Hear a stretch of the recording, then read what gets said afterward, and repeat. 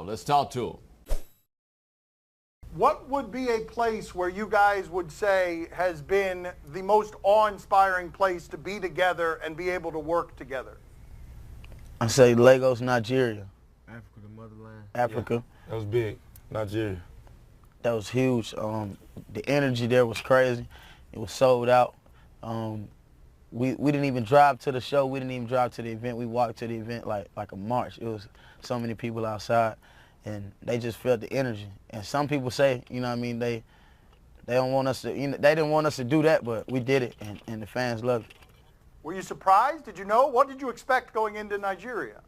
I was surprised because when we was on the highways, you was seeing like, it was like, it's a third world country, so there's a lot of struggle in the city. You can see, and like to see it firsthand was amazing. And then for them to go to the show and know everything word for word, that mean they look up, they be looking, they pay attention to everything that's going on. They knew word for word, and their English wasn't even that good.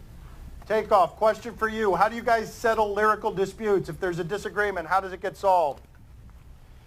We might play rock, paper, scissors. Rock, paper, scissors? Yeah, rock, paper, scissors. It depends. Oh. How we old feel. school, the old school rock, paper, scissors, best out of three. Yeah. Rock, paper, scissors, shoot. Rock, paper, scissors, dab. Rock, paper, scissors, dab. So you're just not going to argue. That's the easiest way to get out of arguing then. Yeah, we don't really argue because, you know, we family. We don't really, you know what I'm saying, we don't try to argue. We don't try to go back and forth. How many creative differences are there? How often do you guys disagree creatively? We be on each other like, you know what I'm saying, because we perfect each other. It ain't like getting on you, but we be on each other though, like, do that, now switch it up a little bit. You know, we don't take it no way because we brothers. You know, some people might be like, nah, I got it. I want you to tell me because your ear might be something I ain't hear. We be on each other so hard though, like we just make sure that it's done right, because, you know what I'm saying, like we make sure the outside world, we got to make sure we perfect, we straighten, you know what I'm saying, but and the inside is like Hell's Kitchen, you know what I'm saying? We stand hard on each other, make sure the factory going real smooth. Did you guys have the same moment where you realized that you might be onto something special? Was there any kind of moment before success actually happened where you're like, oh, okay, we might have something here? Going to the clubs in Atlanta every weekend, then from nobody to this whole club singing our song, this whole club, they coming just to see us. And we ain't even performing. We just got a section. We flashing the money, and that's when I was like, oh, okay, we doing something. Started out just having fun. We didn't even know what we was doing, but we was creating this recipe of like just taking off. Like we was going in, taking care of the DJs, making sure they always played our songs, and we probably go in the club, 20, 30 people, buy like the section and buy bottles and just look good and just make sure our song get played 3 or 4 times out the night. And that thing, you know, people vibing to it every week, every weekend we came back and did the same thing. Can you explain to us how hard it was to have your brother in jail for almost 300 days? Can you explain to us how much you missed him? Hell yeah, I miss my boy a lot. We always talked. I always made sure he knew what was going on, and I made sure he stayed in tune to the wave and listened to new music that we was making.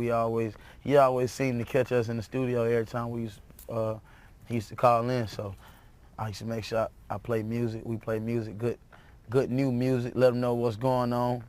Let them know what, you know what I'm saying, how much paper we getting, how much money we getting, how to step out.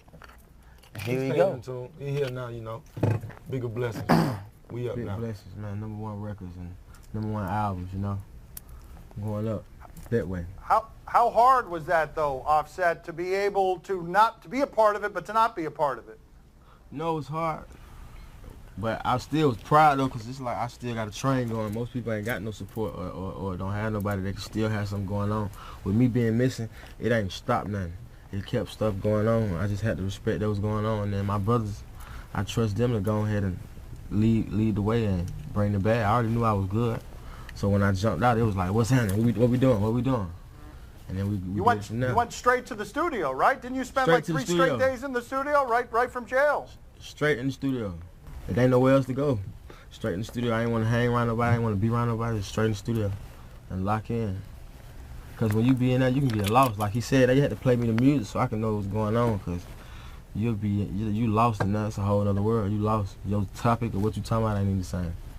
Quavo, it's known that you guys have thrown $10,000 around in the strip club. Have you ever had a situation like with Drake's father? Drake's father said he went to the club with Drake and he just took all the money and started putting it in his jacket. He said he looked like the Michelin Man when he was leaving because he wasn't throwing any of the money. He was just taking it and keeping it for himself. You ever had anything like that happen?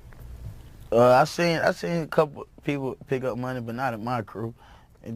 I seen it in some clubs before, but I ain't tripping. If I'm throwing it, somebody gotta pick it up. Here's the thing, man. If you throw up ones, it looks the same as when you throw up hundreds. Right? Does it just feel better to throw up the hundreds? I ain't throwing on no hundreds. I keep the big faces. I mean, it's hard to spend $10,000 in one night, man. That ain't easy to $10,000 do. in ones is hard to do. That's a lot of ones. $10,000 in ones. We call that a tsunami, a thunderstorm. Yeah. Yeah, that's like save money. That's what I'm saying. I'm trying to help people stretch. That's a lot of money for a long time. Which one among you is the greatest of the weed smokers? Who is the most powerful weed smoker among the three of you? We don't smoke weed.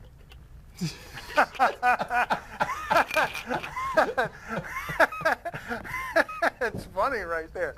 That's the funniest thing you guys have. Get in there, got me, that me, Young Rich Nation gear. Looking like I'm not from around here. Young Dabber, not the atmosphere. You still saying swag, switch it up, we call it dab. Step out with it like that, I call it a jab. Michael Jordan, I'm perfecting my craft. No money counter, count it up with my hands, young. I can show you how to do the math. Sipping on drinking, I pour some money, not trying to remember my past. Don't come to my hood if you ain't got a pass. Eat up the dab like linguine and crab. Mr. McMahon, I fight you in your style. Watching you dabbing made me laugh.